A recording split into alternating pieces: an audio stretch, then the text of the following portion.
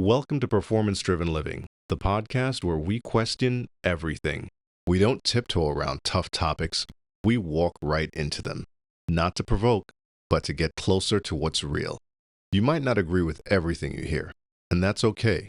The show isn't about being right, it's about being real. These conversations are meant to stretch your thinking, challenge assumptions, and spark something deeper.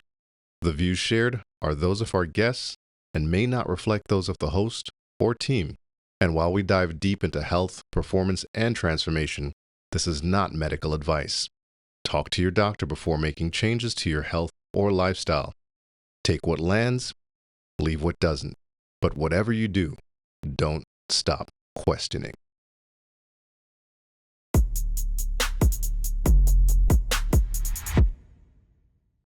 We are back on the Performance Driven Living podcast. And I know I say this a lot when I say that I have the honor of being joined by a guest, but literally today I am honored to be joined by my friend and smarter than anybody I know guest, Rowena Gates. And I say that mostly because it makes her uncomfortable. Yeah, but and it's not true. Usually he's very honest. I am. And if you've ever heard Rowena speak and had the pleasure of hearing Rowena speak, it's just like she's able to take complex scientific things and break it down into ways that I think people can digest, which that is actually your gift, in my opinion, is that you're able to take super complex things and deliver it in a way that people actually wrap their heads around it. And to me, that's a huge gift. Genius is in simplicity, not complexity. Wow, coming from you, that's a compliment. And I'm not going to argue. I'm going to like it. Well, she accused me of having cheat notes, but now she gets to learn why. And that is, my team puts together these intros, and I'm going to tell you, they write these better than I could ever actually deliver them. So I always read this intro, Rowena, because it's going to do you so much more justice than I ever could. Oh. So I am joined here today with a brilliant mind in cellular health and regenerative wellness, Dr. Rowena Gates. As the Senior Vice President of the Eng3 Corporation, Rowena is at the forefront of NanoVi technology, helping people support their body's natural repair mechanisms. If you missed our first episode with Rowena, I encourage you to go back and listen. But today, we're having the conversation and going a little bit deeper, exploring performance, longevity, and where recovery meets innovation. Isn't that a great intro? That's a great intro. I know, seriously, right? Well, guys, Rowena, this is my interest in what Rowena does, and that is she's senior VP, and her husband, Hans Eng, who is one of the most charming people that you'll ever meet. I love Hans. They actually own NanoVi, yep. Which is the Eng3 Corporation is the official title on that. But NanoVi is a technology that if anybody listened to our other episode, it actually uses, it actually supports, I'm gonna make sure Rowena, drink your water. See, I told you had to bring your water on camera. Excuse me, I had this terrible tickle. So we actually, NanoVi actually uses ordered water, strangely enough, to support protein function and protein folding. And we've talked about this before, but today, Rowena, you've got some new science that's out about this. So when you learned that we were all in the same place again, you were like, oh, I need a part two. Yeah. And I'm excited for that because one, I love you. But second, I want to know what this part two is because you know that I love your science. And for our audience, I don't think most people in the general population even understand the importance of protein function. We take it for granted. And I always say when people think protein, they think lean chicken. And fair enough, because that's a protein. Because it's protein, right? But the word protein kind of gets thrown around a little bit more than you would expect. Well, there's almost two types. There's the type you eat and then the proteins in your body.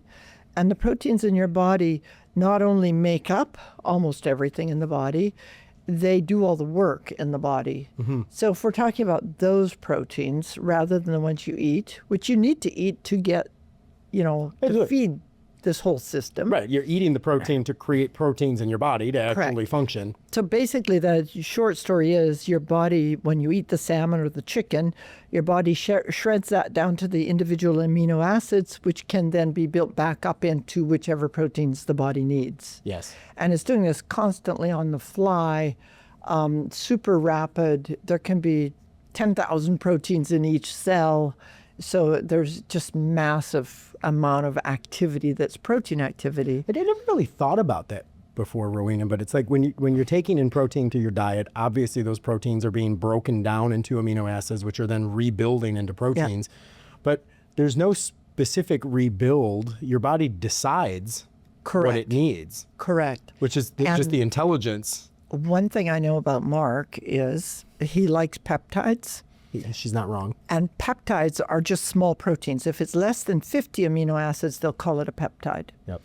Peptides are kind of the smaller ones are sort of unique in the fact that they don't necessarily have to be completely shredded to individual amino acids, that your body can sometimes utilize that sequence that's the peptide and just shove it in where it's needed. So kind of like you're breaking down the protein into amino acids to rebuild, and when you're taking peptides, you're actually starting with the amino acid at step 2. Correct. It's already partially assembled. Not necessarily all of them, but there's certainly that can happen with peptides. And so when you you kind of shorten that cycle and you go directly to where it's needed, then you can notice those benefits of peptides. Yeah, I love that. But go ahead. The peptides, like the proteins, they'll have to function once they're in there. And even if you put a peptide in, there's probably going to be a multitude of protein functions that are necessary for all the biochemical processes that actually turns that into work or tissue and what has to get done in the body. Let me ask you, so, and teach me, like the goal of this podcast is for me to always be learning things, because as you know, like I just have this weird, curious mind that wants to know everything I possibly can. And then the minute I learn something, I realize how many other things I don't know. So we eat protein. That protein breaks down into the smallest form that it possibly can. It's reduced down into amino acids, and then the body uses its incumbent intelligence to decide what we need to build. When we take a peptide, whether that's topically, through an injection, orally, whatever, when we inject a peptide, it's a partially assembled strand, obviously, right? So it's a short chain. So not all the way down to an individual amino acid, but a partially assembled amino acid, but not so much so that it's already a protein. Right. Is that kind of bypassing the body's intelligence by telling the body what we want that amino acid to rebuild as? Does that make sense? Like if I think that if you may be kind of bypassing part of the machinery, but not overriding it. Yeah. Because it's just going to get shredded if your body doesn't need it. Oh, that's interesting. There's water down there for you too. Oh man. So let me ask, like, so NanoVi is the technology that Rowena specializes in, and this is the idea of every cell in the body exists in a I'm going to call it a water capsule. Because water surrounds that cell and in essence kind of holds it together and supports the cellular membrane. And then proteins obviously function within that. Probably got me coughing. But we had a conversation. I actually had a conversation this week. Have you met John Hacker? He's with a company called ZenBud. And particularly when you came in today before we recorded, I'd actually done a podcast with him earlier today. He runs a company called ZenBud, which actually uses ultrasound technology to stimulate vagal tone and actually reduce, obviously, sympathetic nervous system response, which is leading to a phenomenal increase in HRV.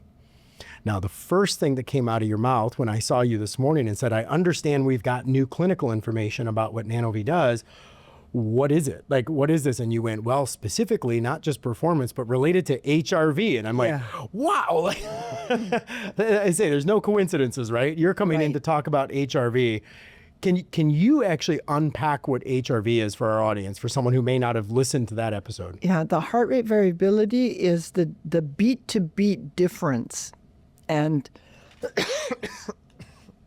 excuse me. Well, you don't want it to be exactly the same time between each heartbeat. You want some variation. That's the variability. And that shows your system's resilient and it can respond to changes. Mm-hmm. So when you increase that, you're increasing resilience. And there's lots of ways to improve heart rate variability.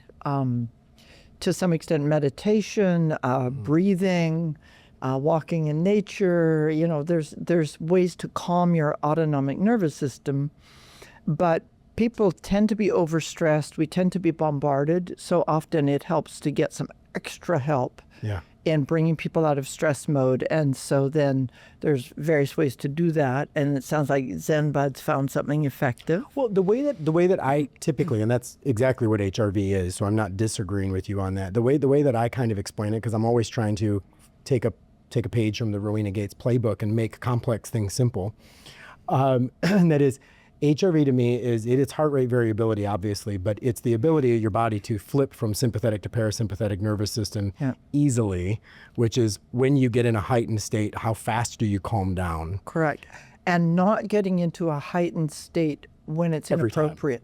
Yeah, exactly. Just because somebody, made a loud noise over there doesn't mean there's a tiger attacking you and you have to go off the chart with your stress hormones. And one of the conversations I had with John today was every time my phone dings doesn't mean that someone died, right? Like sometimes it's a good news text message, and we get conditioned into these, these alerts that our phone gives us. Yeah.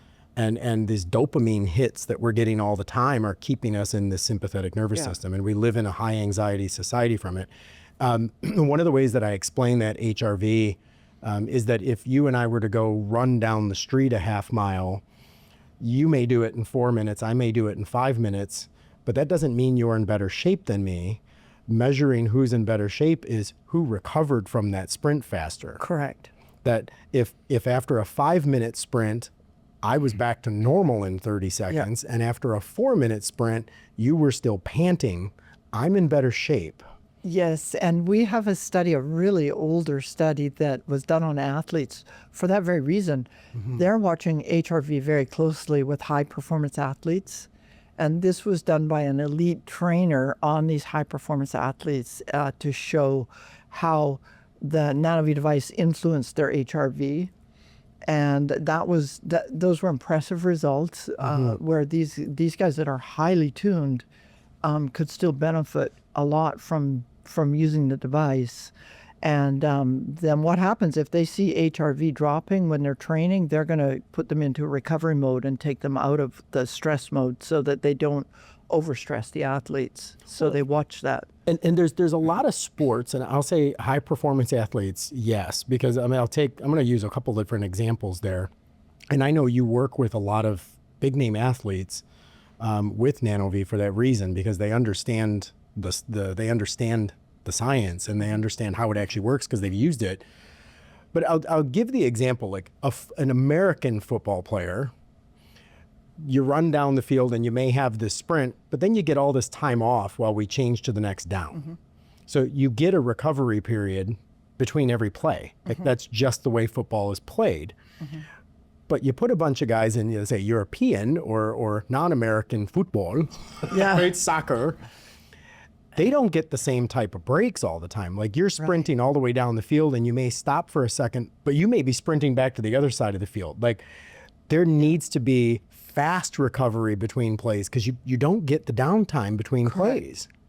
Correct. And they have a lactate issue if they're doing the whole distance at full tilt. It's that buildup of lactate that's going to slow them down in the last 10 yards.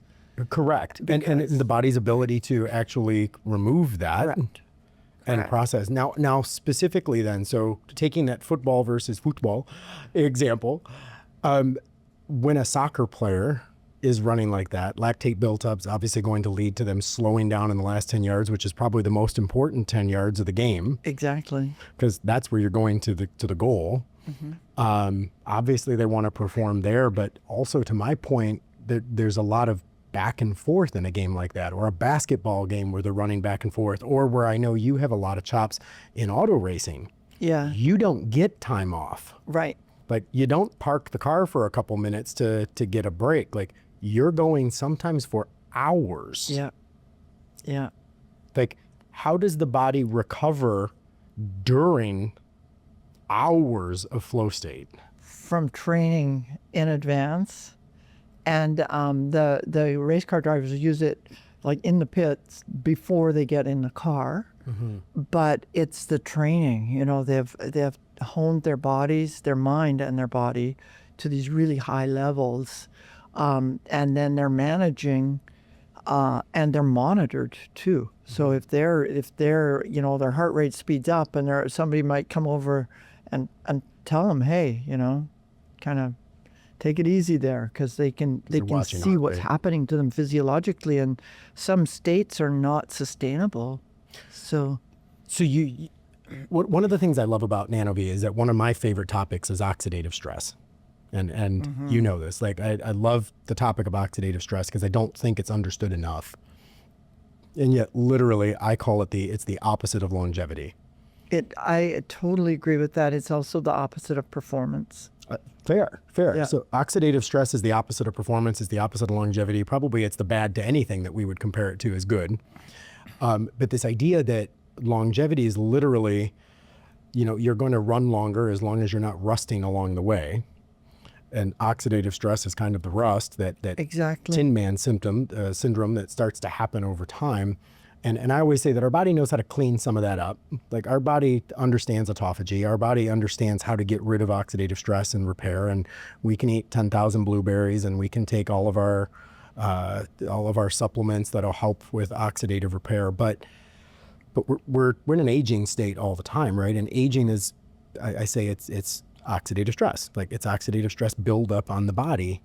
Now NanoVi, and this is what I love about this, is because it's such an almost counterintuitive science that I just breathe in vapor and my oxidative load goes down. And I know you wouldn't say that because you're far too, or far more worried about what FDA would say about some words. But you're actually helping support your body's ability to remove that oxidative stress. Right, and there's lots of ways you can see that. There's indicators that there's less oxidative stress on the system, and that includes inflammatory markers or even skin. There's lots of indicators of that. What we can say for sure is that when you damage proteins, which by oxidation, they recover faster and better. You have viable proteins after damage when a real device has been used instead of a placebo device or a sham device. Right. And that's about more than 4 times as many viable proteins when they're damaged with oxidation and treated after. There's 4.5 times as many viable proteins when the NanoVi device is used before the damage. Now, I want to say, to unpack the word viable protein, what you're saying is undamaged. Correct. So there's a sample, and they damage it usually down to only 10%, down to about 7% are still functioning after damage. And then they see what happens if they use a real device or a sham device which has been turned off inside, but you still get exactly the same humid airflow. Double-blind study of NanoVi. Right. And so when you look at that comparison and you think, well, okay, my proteins are going to get damaged with oxidative stress. That's where most of the damage is, because the proteins are all over the place, as are mitochondria, which are creating the oxidative damage.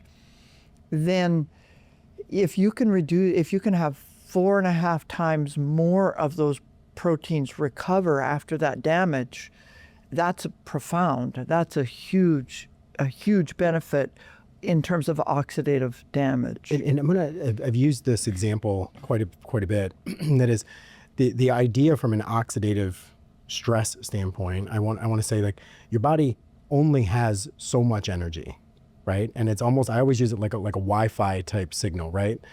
That it has to make decisions as to how it's going to use the energy that it has, and it's only going to use it in so many different areas, and it's going to allocate its energy to different systems in the body, right? This amount needs to be allocated towards digestive. This amount is going to be allocated towards the brain function.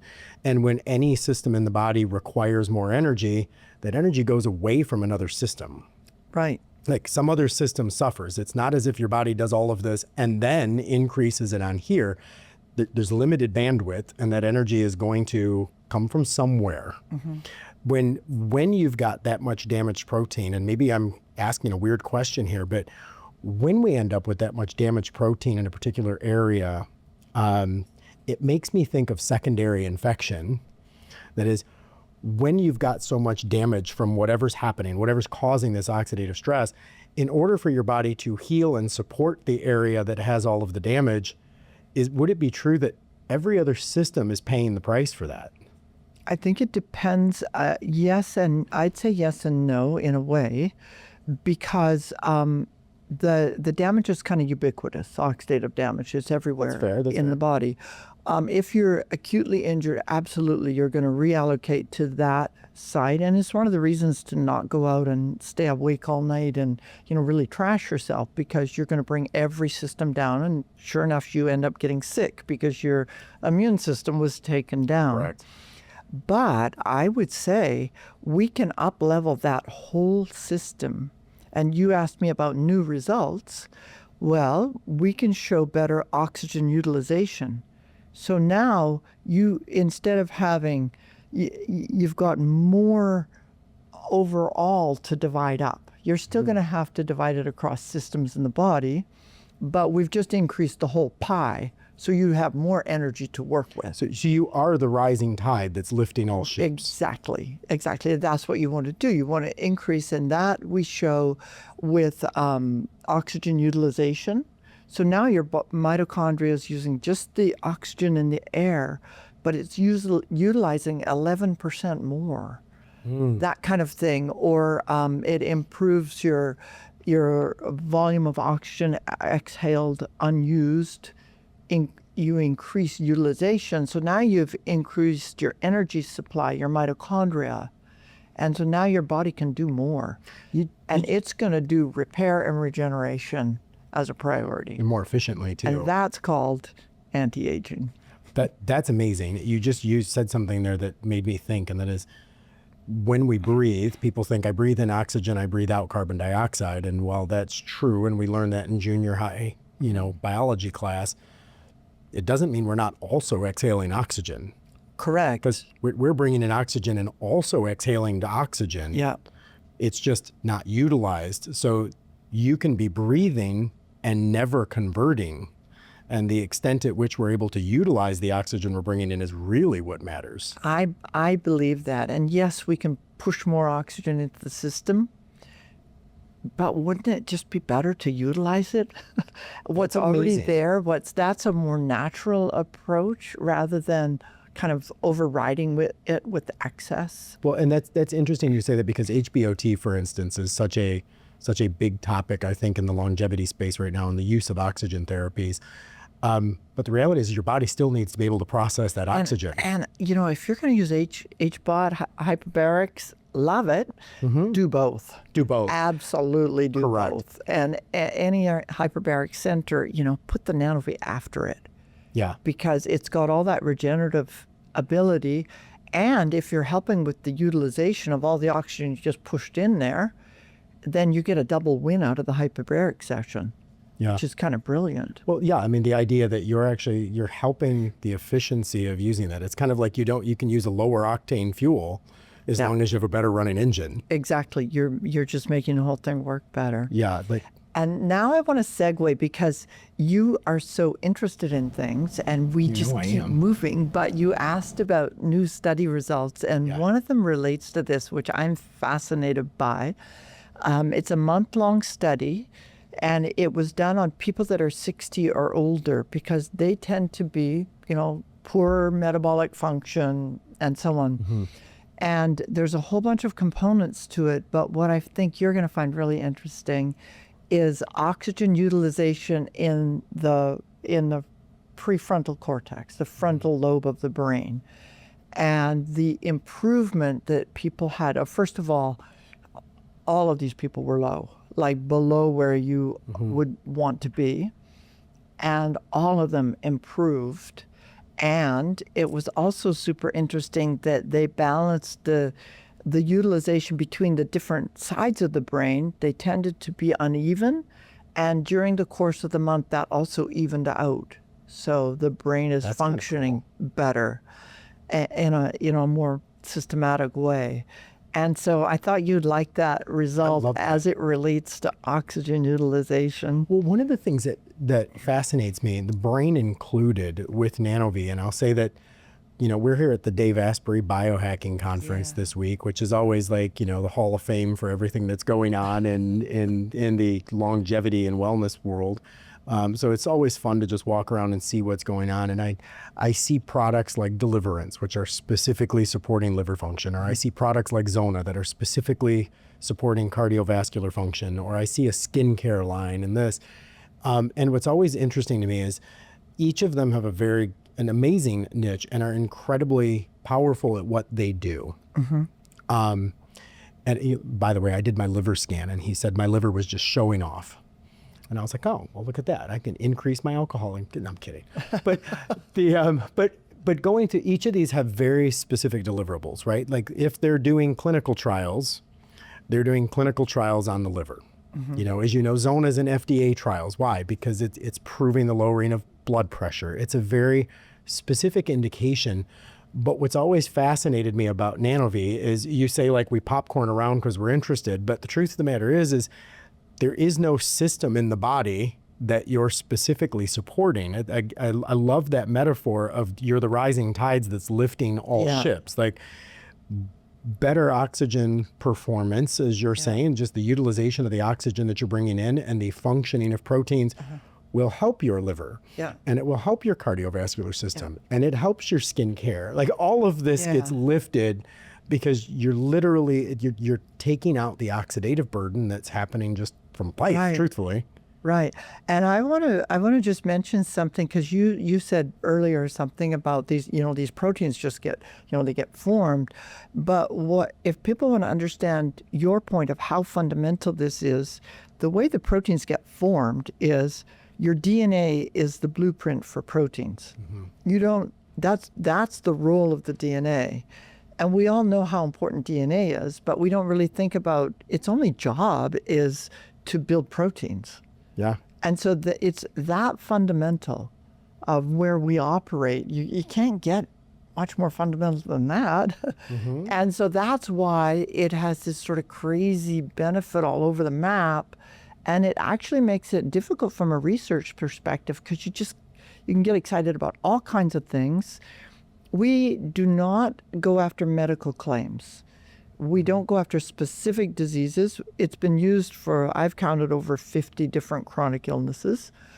But we don't actually study the illnesses because that's the little silo, that's the piece, that's the liver or the whatever that piece is. We just are looking at the whole system. So we're looking at things like oxidative stress, oxidative utilization, heart rate variability, and those are things, energy production. Metabolic function is huge for every single thing, and probably all of those 50 chronic diseases is metabolic dysfunction. And that's your energy production and how well things are running. And so we're just staying at that level, and then you can kind of extrapolate the rest for what that means for performance or healthy aging or recovering from illness or injury. Have you ever done a podcast with Ben Azadi? No, but I just had a good conversation with him yesterday, and he's very interested, and we'll have a NanoVi, and he's such a metabolic guy that he's perfect for NanoVi. Yes, I would. I mean, if you've got his number, else I'll group text you and put you in that thread. I do have his number. Perfect. Ben's awesome, and he's so normal. Such a nice guy. He's so normal. I know. But like literally, in his book Metabolic Freedom, just went New York Times bestseller. Like he's doing such good work in the metabolic space, and I think you're a natural synergy. Like so much so. I know. I wish I'd met him a year ago before the book came out. Wish I'd introduced you. But the truth of the matter is I want to go back to the systemic support thing, because I don't think that gets talked about enough. That systemic support, and it kind of puts you behind a weird situation. Like you said, like you're talking about over 50 chronic illnesses that you support, but you don't want to put yourself, one, from a compliance standpoint, you obviously from a regulatory position, you don't want to say what you're doing with a specific illness just for liability purposes. but you also don't want to niche yourself into one field either, because you can't put yourself in one space, because you're doing overall support, which, by the way, is a terrible way to market. And like, I don't want people thinking about one thing. I want them to think about, overall, Ben's point of improve your overall system. health. Do the things, and a lot of them are free, right? NanoVi is not free.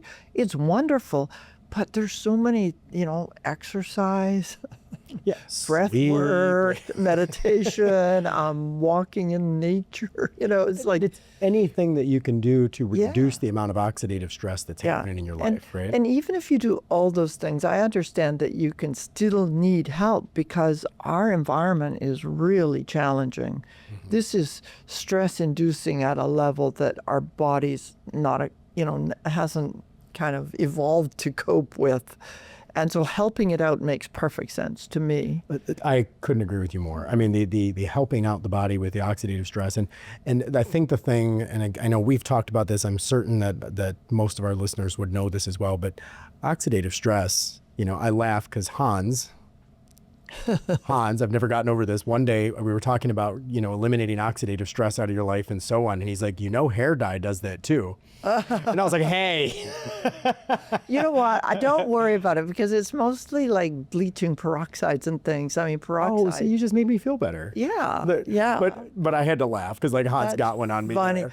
And if people don't know Hans, he is the German engineer behind this device. And even though his last name is Eng, which sounds more Asian, he's a big German guy. He's a very big German guy. He's a bigger than me German guy. And he deserves all the credit for developing this technology. Yes, brilliant scientist, brilliant, and super dry sense of humor, which I enjoy. But this idea of oxidative stress, though, and we don't even need to get into the science of EMF and environmental toxins and stuff. Like, oxidative stress is coming through the food we eat, and it's not eating bad food. Eating good food will even cause oxidative stress on the body, because oxidative stress is just the rust when your body's working. And one thing I want to just mention one other thing. It does tie in some more studies. One thing is oxidative stress isn't just happening. It only happens when your antioxidant capacity is exceeded. So otherwise it's going to be, mitigated, and it doesn't build up and become oxidative stress. Mm-hmm. But what's happening is we don't have enough, protection to prevent it. And so then it accumulates. And one of the reasons it accumulates is when we don't sleep well, because that's the chance your body has to address it, get rid of it, repair on the fly. Then it doesn't accumulate. Yep. So it's always sitting there, but it doesn't actually have to show up as the rust. Well, and it's like a cell phone charger, right? Like, if you don't let it charge for enough time, correct, you're going to burn battery faster the next day. Exactly. And that was another aspect of the research that's going to come out, is just how significantly the NanoVi device improved all these aspects of sleep. Deep sleep, latency of sleep, how rested they felt, how much daytime, because, they're over 60s. We all need to nap when we're over 60. No. But how they felt during the day, if they still had energy, if they took naps, and so on. And all of those things were dramatically improved over the month course of that study. I love what you're saying there, because I want to, when we talk about the longevity space specifically, we think of longevity, and I think the first thing that comes into people's mind is living a long time. But living a long time is irrelevant if it's not a quality of life for a long time as well. And you're supporting the longevity of time, but you're more importantly supporting the longevity of quality. Mm-hmm. That this is actually, systems are functioning better. Mm-hmm. I want to go back to something that you said, because you were talking about DNA and how DNA is the blueprint for all of it, right? And I thought you were going in a direction that you didn't, but I kind of want to go there for just a quick second. When DNA replicates, and I want you to always correct my science, because sometimes I make it so simple that it doesn't even make sense anymore, that when DNA replicates, it's almost like that photocopy. that the first copy I see, it looks identical to the second. The second paper looks identical to the first, and then the third one looks identical. But then once I've made a copy of a copy of a copy of a copy, eventually it doesn't look exactly like the original.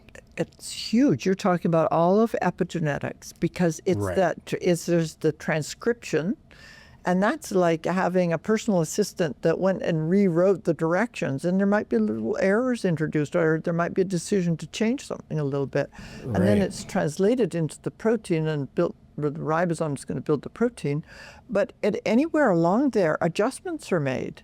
But it's perfect because that's your epigenetics. So on the fly, things can be tweaked to meet the current needs, which are always changing.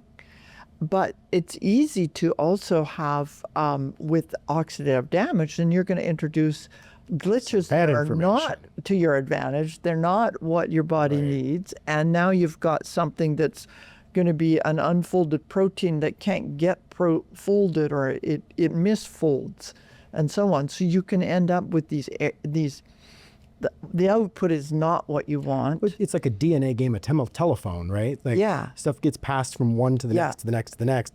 And the brilliance of that is that epigenetic piece is where you can improve. Don't worry if your DNA is not great. This is the part you can control, and this is where you can really improve things. So take away the stressors and the toxins and do as many good things as you can, and whatever that DNA said that was not nice will never happen because it actually doesn't, get built. in the DNA, like I'll say, I always liken it to kind of like a Jello mold, right? Like you're pouring in all these amino acids, and it's coming out the shape of the DNA because that's you. That is your genetic expression, right? Like the proteins are coming out in the way that they were stamped Yeah. by the DNA. I know, probably too simple for you. But the idea is that they're shaped identical, but over time those things can start to have problems, right? And we talk Right. about, But when they're shaped identical, even that can get changed on the fly. So it might be blue or pink and the same shape, but this one's got its arm up or whatever.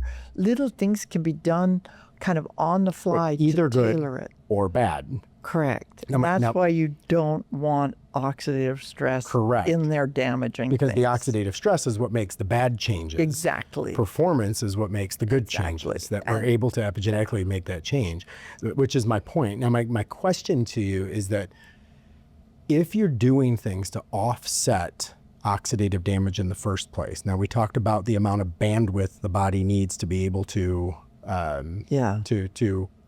to repair proteins or to discard them and build new ones in most cases, right? Like if there's too much damage, the body just needs to get rid of the damaged cells, autophagy or whatever, gets rid of the damaged cells, but then it's got to put bandwidth towards rebuilding them because the body needs those proteins.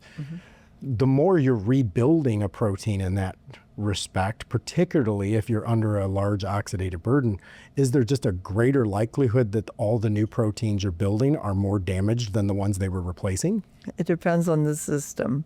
Because athletes build a lot of proteins. When you really stress, there's this urgent need, but a healthy athlete can pull that off, even though it's a high quantity, because the system is tuned up for that.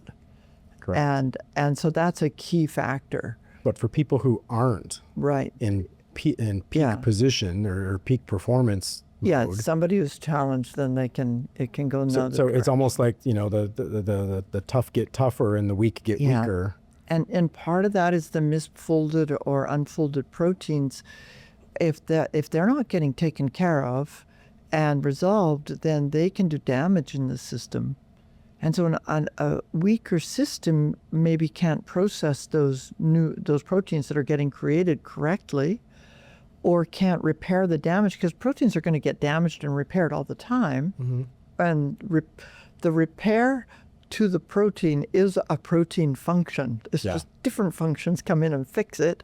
And so when that's off, then you can get proteins sticking together. They can end up like plaques and tangles, and that's where we see it most acutely is in neurodegenerative diseases. I was going to say, I know you don't want to go there, but I will say that's in those types of tangles is where you do end up with things like like Alzheimer's and dementia. You do end up with cancers. You do end up with these types of things that all relate to, as you mentioned, neurodegenerative disease, which can be things like ALS or muscular sclerosis or any of these things that are leaking cellular energy. Yeah, and it does seem like there's just more Parkinson's and there's more of these things. And I think that's because systems are more challenged than ever before in history. They're just decaying. And what I love is like you're kind of like rust repair. Like you're just repairing the rust that's going on in the body. Can you do me a favor? I want to make sure, before we wrap, I want to make sure that you get enough time to explain. You talked about the brain and the studies and the imbalance that was taking place hemispherically in the prefrontal cortex of the brain. What does that mean? How does that actually literally translate to a person's cognitive function? Because when we talk about the brain, it only means something if I actually notice a performance difference. Right. And you mentioned 60 plus people were the ones that we were doing this on. Like, is this restoring cognitive function? The better oxygen utilization in the brain is absolutely an indicator that the brain is functioning better. It's coming more online, and that's things like neuronal communication, the neuroplasticity, things like that.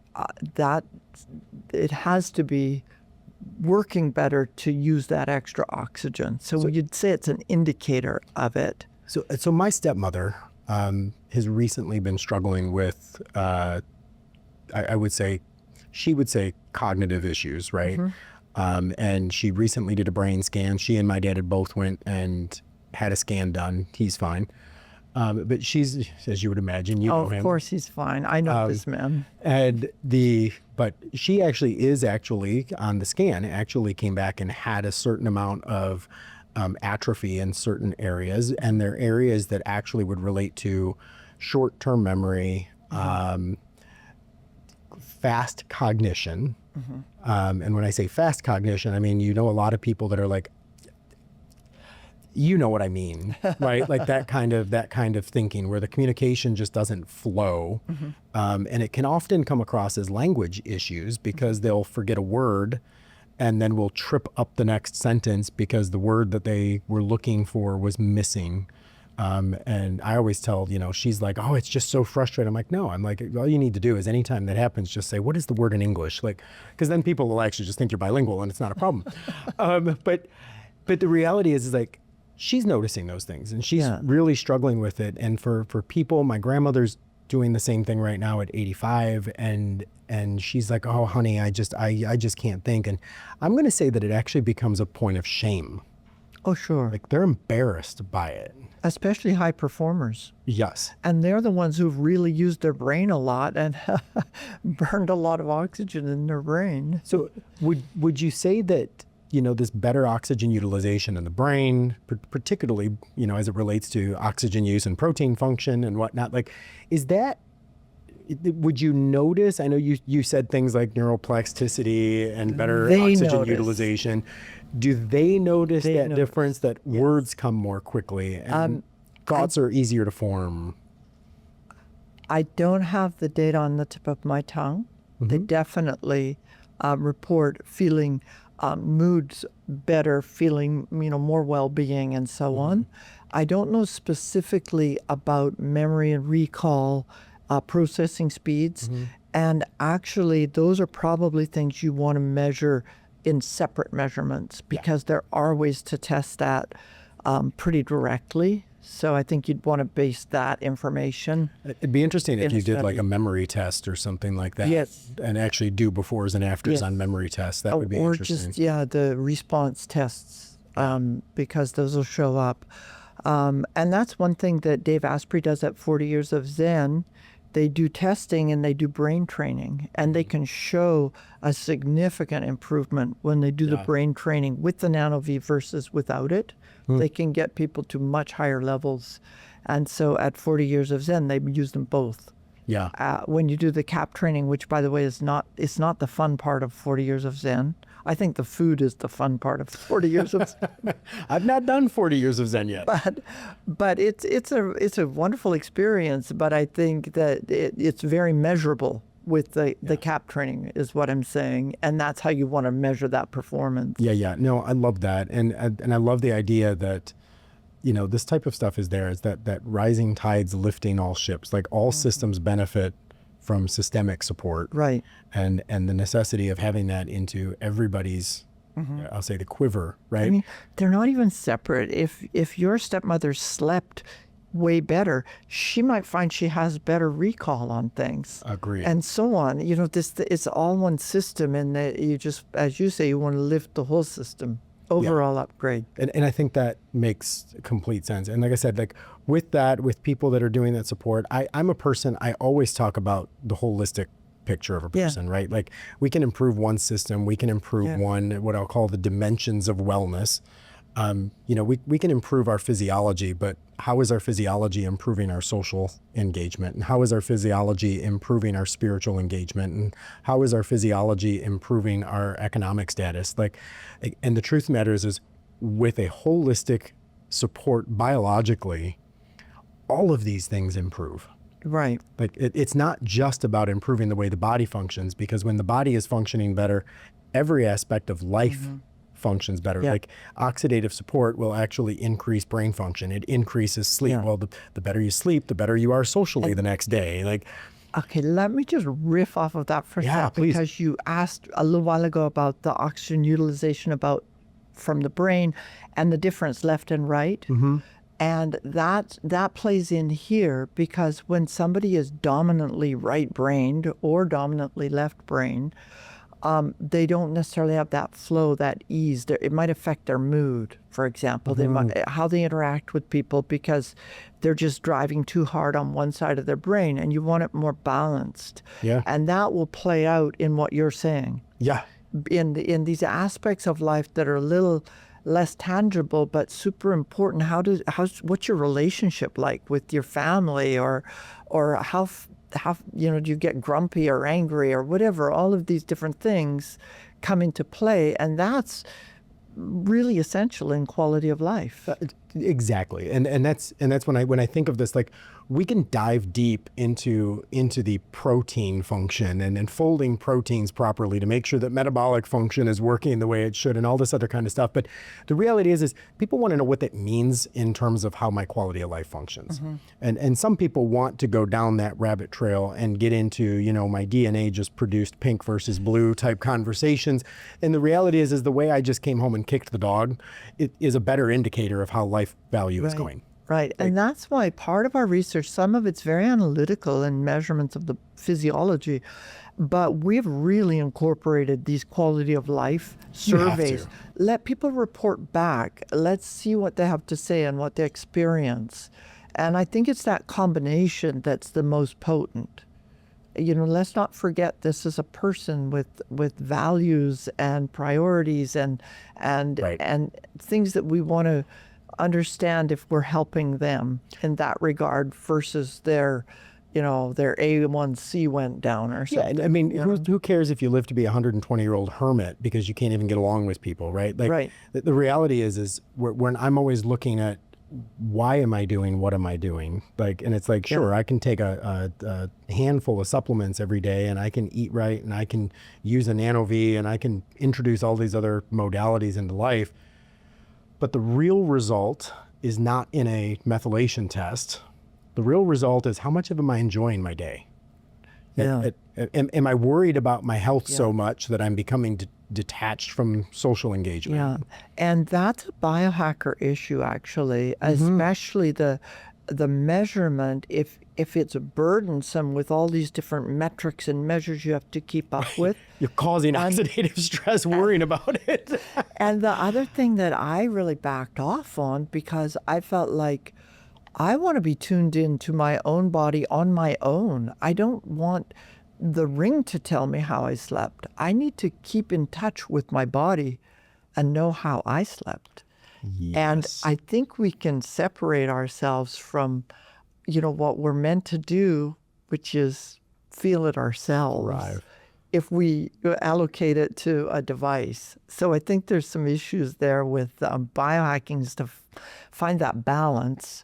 I mean, since we're at a biohacking conference, find that balance between getting indicators, but also staying in touch and in tune with yourself without the metrics. I'm going to tell you this. I love that. And I love that Rising Tides is lifting all of it kind of support that NanoVi provides, because supporting all systems in the body ends up supporting all dimensions of well-being, not just physiological. And that to me is the most important thing, is how do we live a holistic life and not a life in a biohack box.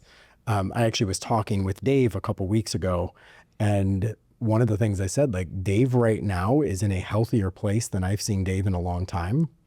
And I don't mean because of, life situations or anything else, but I mean, writing his new book, Heavily Meditated, has, I believe, shifted the way that he just seems very at peace, which is unusual for a biohacker. Like, biohackers and these people that are out for like high-end performance and stuff like that, like, they tend to be aggressive, overachiever, move the needle type people. And I love the fact that again, I'll say NanoVi, but any modality that's able to lower your sympathetic nervous system response and just support you being in a healthy state. Like, relationships aren't built in sympathetic. Right? Or not good ones. Not good ones. Yeah, fair. Not good ones anyways.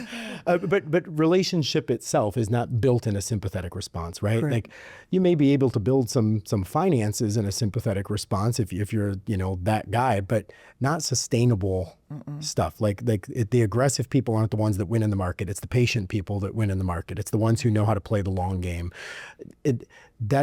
Careers aren't built in sympathetic. Maybe some spikes are won because of those on the field moments, but a life of sustainability is built in that parasympathetic, everything getting its right allocation of energy. A real life is built that way. And I think that's what I love about what you're talking about, because we're not talking about one particular modality and how it affects this one niche area. You're just overall support. Right. Which is a terrible marketing message. I know. But it is the one we all need. No, it is this overall boost, and the thing's built to last a lifetime. So you're seriously. good. You're right. The device is going to be around for as long as you are, so no big deal. Rowena, I always love talking to you, so that's always exciting for me. I'm going to tell anybody here, please go check out the NanoVi. You're going to want to do that. Go to eng3.com. That's ENG3.com. Everything will be down in the show notes. Please check out Rowena and anything you want to learn about her. If you chat GPT her, it'll come up with complete bios about her. Last time I did it, if you remember, it was quite a while ago, and it like, you won like an Olympic gold medal or something. I don't remember. Congratulations on that. I know how to train ChatGPT. Oh, there you go. But I do encourage you, go check that out. Again, the goal of a life well lived is a life that you actually get to enjoy. Absolutely. And I love, Bobby Kennedy uses the quote that a man who has one problem has 0 dreams, but a man who doesn't have that problem has 100 dreams. I'm sure I'm misquoting that, but our lives are meant to be lived with purpose. But if I'm sick, yes, I only have one purpose. Yes. And we don't show up in the world in a way that makes everything around us better if we're so focused on our own well-being. Yeah. We need to show up as whole people. Yeah. And I believe we're meant to be of service. We're meant to contribute. And that's a responsibility. So that responsibility is then to keep yourself in good shape.